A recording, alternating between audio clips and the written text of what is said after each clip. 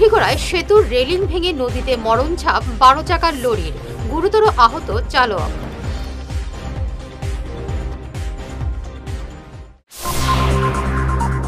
কাঠিগড়ায় ভয়ঙ্কর দুর্ঘটনা। সেতুর রেলিং ভেঙে নদীতে মরণঝাঁপ 12 চাকার একটি লরির। প্রায় 1.5 ঘন্টা লরির ভেতর আটকে থাকার পর উদ্ধার করা হয় চালককে। গুরুতর আহত অবস্থায় তাকে পাঠানো হয় হাসপাতালে। ঘটনাটি সংঘটিত হয়েছে গতকাল রাতে। বদরপুর থেকে কাঠিগড়া যাওয়ার পথে মদুয়া সেতুর রেলিং ভেঙে লরিটি নদীতে পড়ে। চালক সন্তোষ কুমার বিহারের বাসিন্দা, তার অবস্থা গুরুতর। ঘটনার সঙ্গে সঙ্গে স্থানীয়রা ছুটে এসে উদ্ধার কাজে হাত লাগান।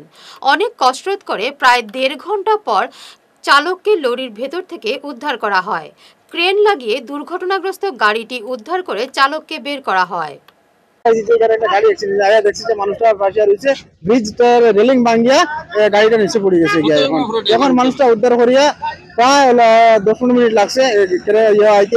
হাইড্রা গাড়িটা আইতে সময় একটু সময় লাগছে, ধরেন আইতে আইতে আবার পরে রিকভারি করিয়া আইতে আমরা হসপিটালে পাঠাই দিচ্ছি। এখন মানুষটা সুস্থ আছে, মোটামুটি কথা কথা হইতে পারে, কোনো অসুবিধা নেই। জায়গাটার নাম হলো মদুয়া, হয়নি মদুয়া মদুয়া কালী মন্দির না, এটা কালী মন্দিরের পাশে।